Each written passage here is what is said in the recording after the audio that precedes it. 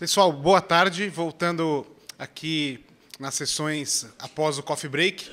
Bom, a minha sessão vai ser uma introdução à computação em nuvem no Google.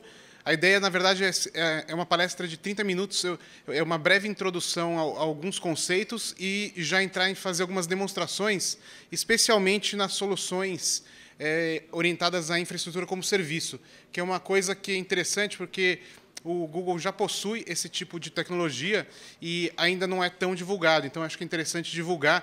Bastante gente conhece sobre o App Engine, então eu vou falar até com mais ênfase no Google Compute Engine para vocês verem como funciona e como é fácil iniciar nesse processo.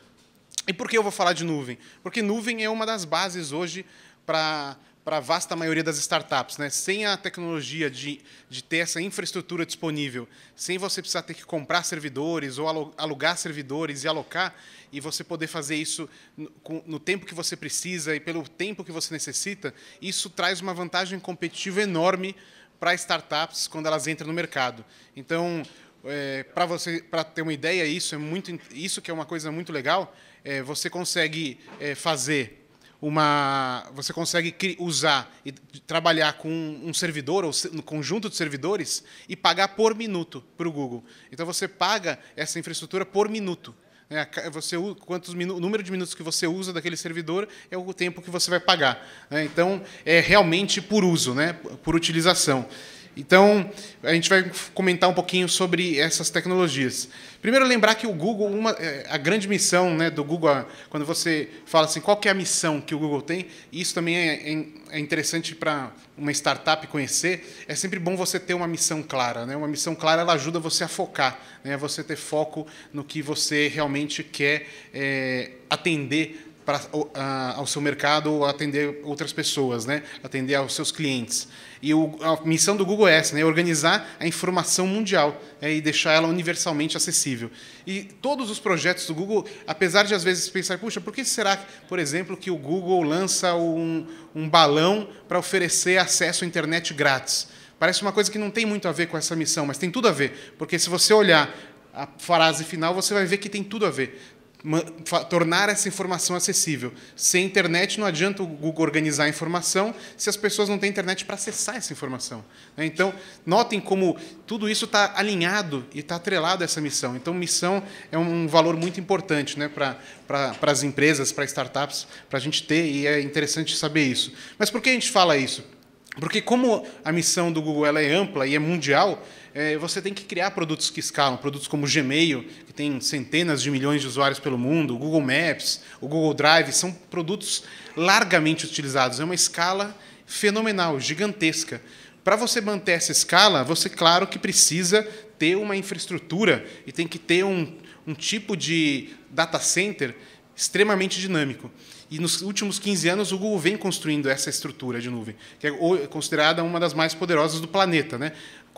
Em número de data centers, em número de servidores, em número de aplicações que ela possui. Até o Wired ela fez uma matéria sobre isso e ela comenta, né, que é quase a mãe de todas as nuvens, né, pela quantidade de informações que existem dentro desses data centers e dentro desses servidores que o Google possui, dentro desses data centers gigantescos espalhados pelo mundo. E uma outra coisa também que o Google precisa fazer para conseguir organizar essa informação e disponibilizar são projetos, né? Muitos deles, inclusive, abertos ou, inclusive, com a pesquisa aberta. Né? Então, quem já ouviu falar de MapReduce, por exemplo, né, o Hadoop, o MapReduce é um projeto que se originou dentro do Google. Né? E outros, né? O Colossus, o Bigtable. Então, são projetos que foram dando cara, né, e foram sendo abertos, inclusive, para comunidades, e também são utilizados internamente. Né? São ferramentas que são usadas dentro do Google. Né? A computação em nuvem também é utilizada internamente pela empresa. E o que é interessante é que essa tecnologia, quando a gente fala na plataforma de computação em nuvem do Google, é importante frisar, e isso é muito importante, frisar que as aplicações que vocês, startups ou empresas, em geral, colocam dentro dessa plataforma chamada Google Cloud Platform, elas rodam nos mesmos data centers que os produtos do Google rodam. Isso é muito importante. Quer dizer, toda a infraestrutura em que roda um Gmail, um Google Drive, um Google Maps e outros produtos que o Google tem, né, o Search, todos eles, e os seus também, quando você usa essa infraestrutura, rodam nos mesmos data centers. Quer dizer, você tem o mesmo poder de data centers que o Google tem, quando você usa essa infra, né? E isso é interessante saber. Por quê? Porque você tem essa possibilidade de usar diversas tecnologias. Só para relembrar, né, quando a gente fala em computação em nuvem, tem esses 3 termos, né, importantes, né, a infraestrutura como serviço, plataforma como serviço e software como serviço. Quando a gente fala de Google Cloud Platform, ou GCP, né, o pessoal, os acrônimos, a gente está falando em infraestrutura como serviço e plataforma como serviço.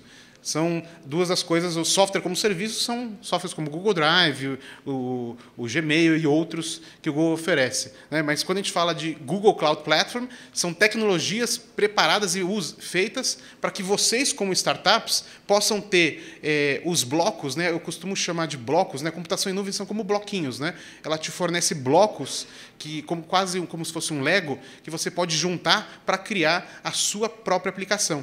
Então, você precisa usar ou não determinados blocos para criar a sua determinada tecnologia ou a sua determinada aplicação. Quer dizer, e é interessante entender isso, né? Que com esses mesmos blocos eu posso criar uma empresa de biotecnologia, né? Fazer processamento de genoma humano, e com os mesmos blocos eu posso criar, por exemplo, o Snapchat, que é uma das aplicações. O Snapchat ele roda na nuvem do Google, né, e utiliza o Google. Então, perceba como você pode usar os mesmos blocos para criar os mais variados tipos de aplicações, nos mais variados tipos de indústrias também diferentes.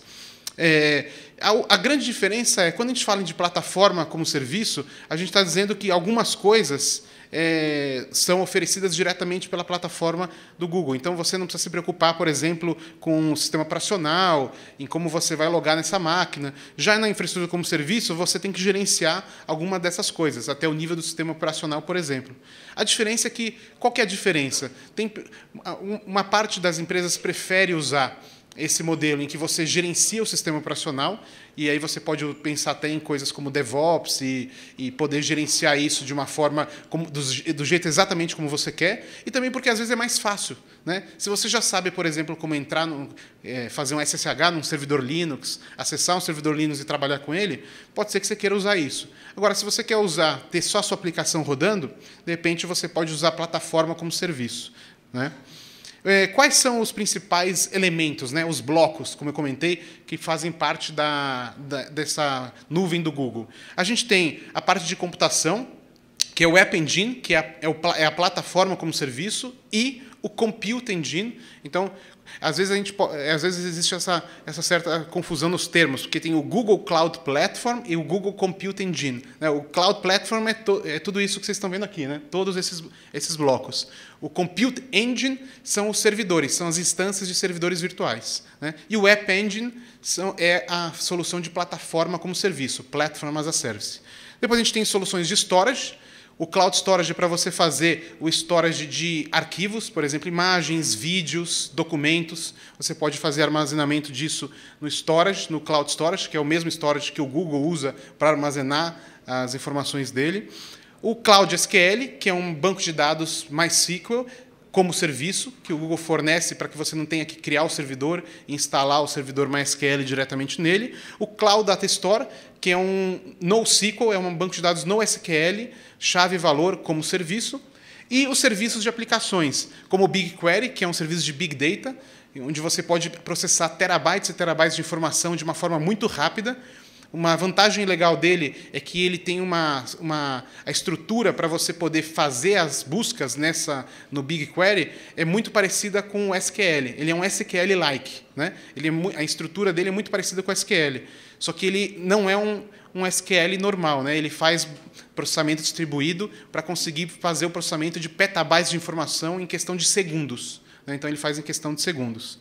E a gente tem o Cloud Endpoints, que é uma forma para você rapidamente conseguir criar APIs REST para a sua aplicação. Então, se você quiser criar uma API, né, você quer criar APIs, e a gente sabe que hoje a economia das APIs é uma das coisas mais importantes, né? Não ter só uma aplicação, mas você poder abrir essa aplicação para outras pessoas usarem, né, essa aplicação, como, por exemplo, o Google faz. Né? Se você vê o Google Drive, ele tem APIs. Né? Além de você, como usuário, usar o Google Drive, você pode, como programador, acessar as APIs do Google Drive para fazer aplicações diferentes em cima dele. Então, por que as empresas fazem isso? Porque quando você abre sua API, outras pessoas, né, outros desenvolvedores fora da sua empresa podem ter ideias diferentes, inovadoras, e criar produtos que vão ajudar até a aumentar o seu ecossistema. Né? Eles vão fazer com que a sua aplicação se torne praticamente uma plataforma. Né? Outra que acabou de ser lançada foi no Google I/O, a API do Gmail.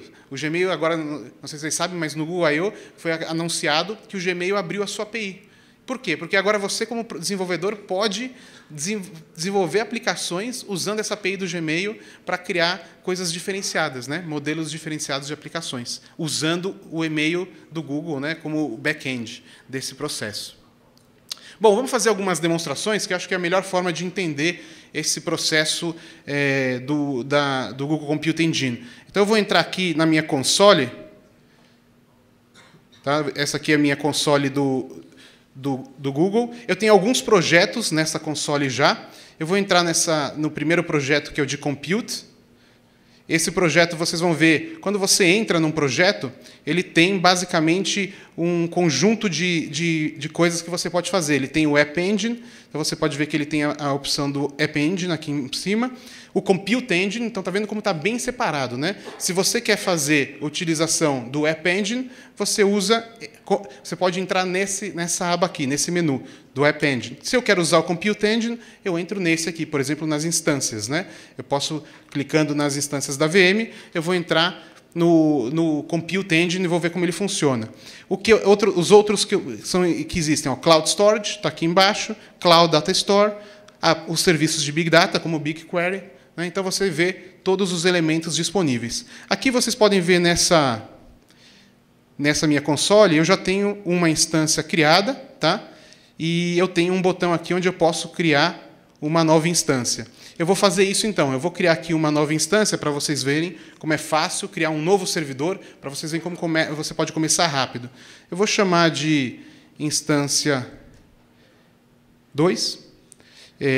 Vou falar para ela que eu quero criar...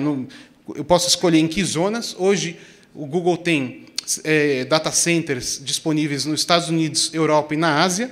Então, aqui você escolhe em qual data center você quer selecionar, qual o tamanho da máquina, e aí você vê que tem vários tipos de servidores e tamanhos diferentes que você pode selecionar.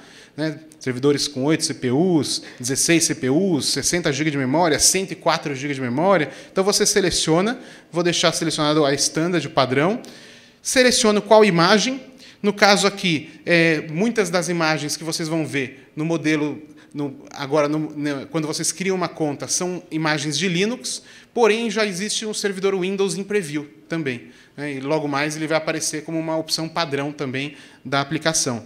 Vou escolher o Debian aqui, vou falar que o IP é efêmero e vou mandar criar. Está vendo como é simples, né? São poucas opções, eu seleciono essas opções básicas para a criação do servidor e ele vai criar para mim. Ele mostra aqui as atividades, eu posso, na verdade, minimizar, se eu quiser, e nesse momento ele já está fazendo a criação de uma instância, de um servidor Linux dentro da nuvem do Google. Né? Eu estou aqui, essa é a minha console, mas ele está fazendo essa criação, que no caso até já terminou. Aqui, né? Então vocês estão vendo aqui em verde, olha como foi rápido. Né? Ele mandei criar, ele criou a instância, e agora ela já está existindo aqui. Ó, é o Instance 2, tá vendo?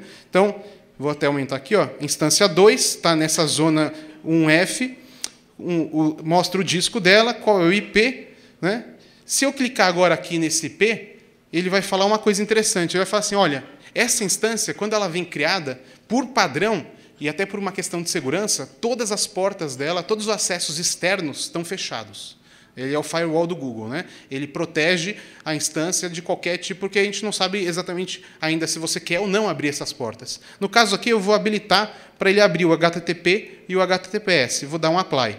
Né? Então, o que ele vai fazer aqui? Agora ele vai automaticamente, depois que eu faço essa opção, ele vai atualizar o firewall do Google para esse servidor específico para abrir essas portas. Então, agora ele está abrindo as portas, disponibilizando esse servidor agora para a porta 80 e para a porta 443, que é do HTTPS, que é o HTTP seguro. Então, ele acabou de abrir as portas.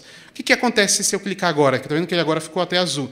Se eu clicar agora, ele vai dar essa... Não tem um servidor web essa instância é um Linux limpo, né? É cru, acabei de criar ele. Então, o que eu posso fazer? Eu posso acessar esse servidor. Como que eu faço isso? Eu venho aqui, ao lado vocês vão ver que tem como conectar, Connect, né? Tem a opção Connect aqui. Então, eu posso selecionar aqui se eu quero usar a opção da linha de comando. Existe uma linha de comando que você pode baixar, um SDK, que você instala no Mac, ou no Windows, ou no Linux. E aí, se você clicar nesse botão, ele mostra qual é o comando. Ó. Esse é o comando, caso eu queira acessar da minha linha de comando do Mac. Né? Vou aumentar aqui um pouquinho mais. E vou colocar essa linha de comando aqui. Eu vou acessar essa instância diretamente da linha de comando. Depois vocês vão ver que tem uma outra opção que eu posso acessar o mesmo servidor com um browser. Eu vou já até começar a abrir aqui, ó, Open in Browser Window, tá vendo? Quando eu faço isso, ele vai abrir uma tela de browser do Chrome e vai conectar nessa instância através do browser. Então você não precisa nem usar a linha de comando se você não quiser, tá? Aqui, ó, eu já estou conectado. Ó. Aqui eu estou conectado lá nesse servidor. Lembra, ó, esse servidor que está aqui, ó, ele é um servidor que está na nuvem do Google, lá nos Estados Unidos. Eu estou conectado aqui do Brasil, no servidor lá nos Estados Unidos, e tenho acesso a todo o controle desse servidor, que é um servidor Debian Linux. O que eu vou fazer agora, só para a gente poder entrar? Eu já deixei aqui a colinha pronta, né, no Atom, só para a gente fazer... Vamos atualizar esse servidor. Então, eu vou dar uma atualizada nele. Está vendo como é rápido? Ele começa... Esse pacote, todos esses pacotes que ele está baixando, ele não está baixando na minha máquina. Tá? Ele está baixando no servidor que está lá no Google e ele está usando a rede do Google, que é a mesma que os outros produtos do Google utilizam. Então, ó, ele já atualizou.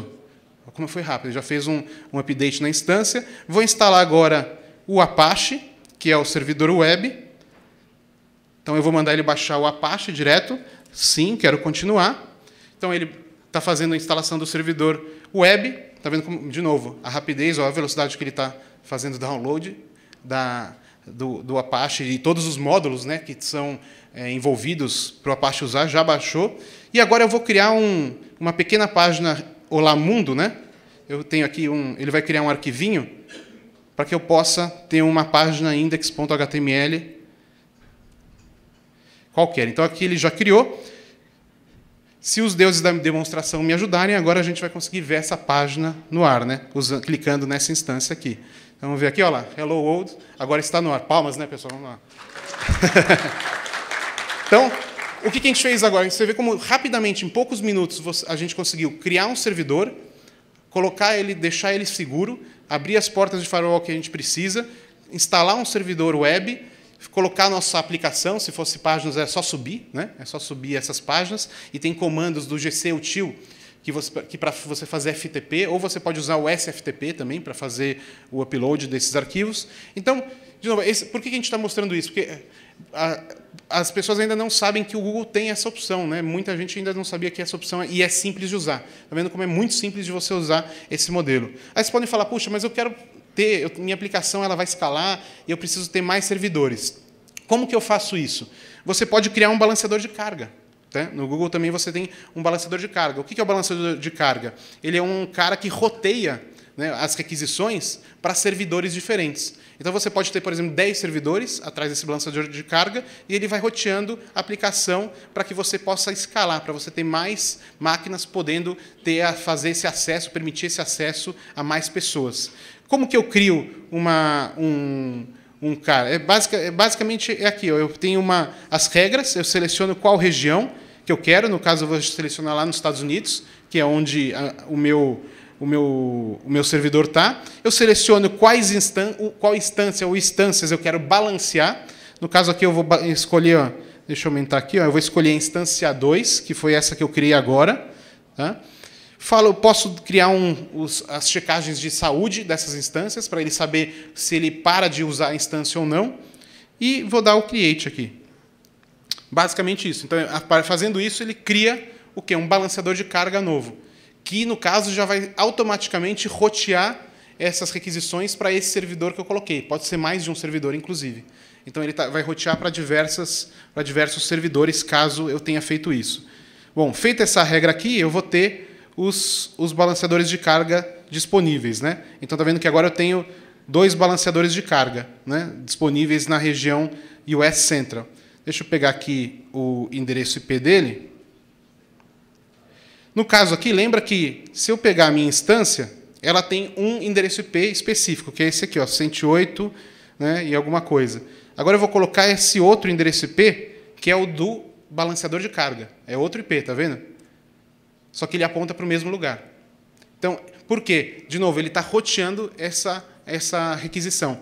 Então, você pode, você vê como um simples clique, ou através de linha de comando, criar balanceadores de carga e fazer com que esse balanceador de carga ou balanceadores roteiem a aplicação para os servidores que você quer, de uma forma muito simples, né? Um outro serviço que eu acho que é muito importante de mostrar, porque é uma coisa que é importante, especialmente em aplicações que têm muitas imagens, vídeos, arquivos, é você poder usar o Cloud Storage. O Cloud Storage ele tem uma API, mas você também pode usar através da própria console. Você pode subir arquivos nessa console. No caso aqui, eu posso criar subdiretórios, né, dentro do meu storage. Aqui eu tenho alguns arquivos. No caso, eu tenho um JPEG, que é uma imagem minha, e ele gera um link. Eu vou abrir aqui para vocês verem. Não se concentre na imagem, o foco aqui é a URL só mesmo. Aqui, ó. Tá vendo? Ele cria uma URL para você usar. storage.googlepages.com/josepap.jpg. Quer dizer, esse arquivo está lá nos servidores do Google, em storage, está distribuído, inclusive, para ter alta disponibilidade, e você consegue acessar esses arquivos disponibilizados através de links que a própria aplicação te disponibiliza, né? Então, é uma forma muito rápida de você disponibilizar informações em forma de arquivos, vídeos, imagens e etc. Não vai dar tempo, acho que, de mostrar os outros serviços, mas de novo, eu recomendo o BigQuery, é muito interessante. Ele tem muitos desses serviços têm cotas gratuitas que vocês podem usar para testar. Por exemplo, o BigQuery, você pode fazer queries em algumas bases que já existem dentro do serviço e que estão disponíveis até para testar. Por exemplo, ele baixou o Wikipedia inteiro, né? Então você pode fazer queries dentro da Wikipedia por palavra-chave. Então você consegue testar isso e ele te avisa, né, caso você ultrapasse a cota free. Então é muito legal porque você tem todos esses serviços. Eu não vou mostrar aqui, mas é importante que vocês saibam que eles existem, né, e que eles estão disponíveis para vocês. Deixa eu voltar aqui na apresentação para mostrar a última informação. Vocês receberam, caso não tenham recebido, vocês podem tirar foto aqui, mas vocês devem ter recebido um folheto que tem esse código. Com esse código, vocês podem colocar esse código lá nesse cloud.google.com/starterpack, e aí vocês vão receber $500 em créditos na nuvem do Google para testar a sua aplicação, colocar a sua aplicação no ar, o MVP de vocês. Porque, de novo, uma das coisas, até o pessoal chegou a comentar, mas uma das formas verdadeiras que a gente percebe, as aplicações que mais têm sucesso, né, e principalmente as móveis, são aquelas que têm algum tipo de back-end, né, que tem uma interação maior. Se você faz uma aplicação estanque, né, uma aplicação que só existe no celular da pessoa e não tem interação com outros usuários, por exemplo, ela normalmente não é tão interessante, ou não dá tantos benefícios e não é tão utilizada quanto uma aplicação que tem um back-end na nuvem e que usa a nuvem para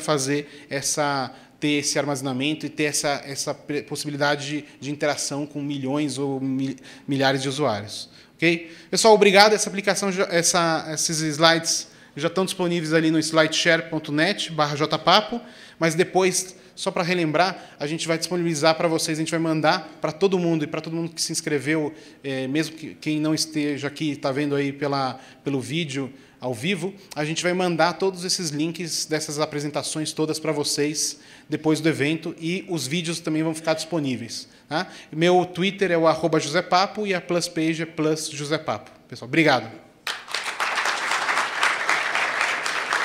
Agora, Omri. Bom, pessoal, agora a gente vai ter Omri Baumer, que é um dos nossos experts em desenvolvimento de tecnologias móveis. e tem uma grande experiência também no campus Tel Aviv e também ele tem contatos e trabalha em conjunto no Startup Nation. Right? Então é muito legal que esse Startup Nation é uma comunidade internacional de startups, né? De novo, eu acho que é interessante falar sobre aplicações móveis porque é o futuro. Vários livros estão saindo agora e as empresas estão cada vez mais percebendo que a forma de você atingir com mais rapidez usuários e mais usuários é criando uma aplicação mobile, especialmente para as pessoas que só têm o celular, né? Muita gente hoje tem um smartphone, mas não tem um computador, né? Principalmente as pessoas que ainda não têm o poder aquisitivo para comprar um computador. Então, quando você dá um smartphone na mão de uma pessoa que tem um baixo poder aquisitivo, na verdade, você está dando poder para ela acessar o mundo, acessar a internet, acessar a informação. E, inclusive, é uma das missões também do Google, deixar essa informação disponível. Até por isso que o Android Open Source e foi disponibilizado em massa, para poder dar essa opção. Então, quando você cria uma aplicação móvel, na verdade, a tendência, e cada vez maior, é que você provavelmente vai atingir mais pessoas do que você fazendo meramente uma aplicação web, até porque com uma app você consegue ter uma experiência de usuário melhor dentro do celular, né? Então, eu acho que é importante todo mundo ter isso em mente, ter essa ideia. Hoje em dia, muitos dos desenvolvedores de startup, muitas startups, inclusive, criam primeiro a aplicação móvel e depois, mais para frente, criam um site web, um site mobile também, para ter uma aplicação web. Mas muitas só funcionam, né, dentro de um celular. Então, acho que é interessante e vai ser muito legal a palestra aí do homem.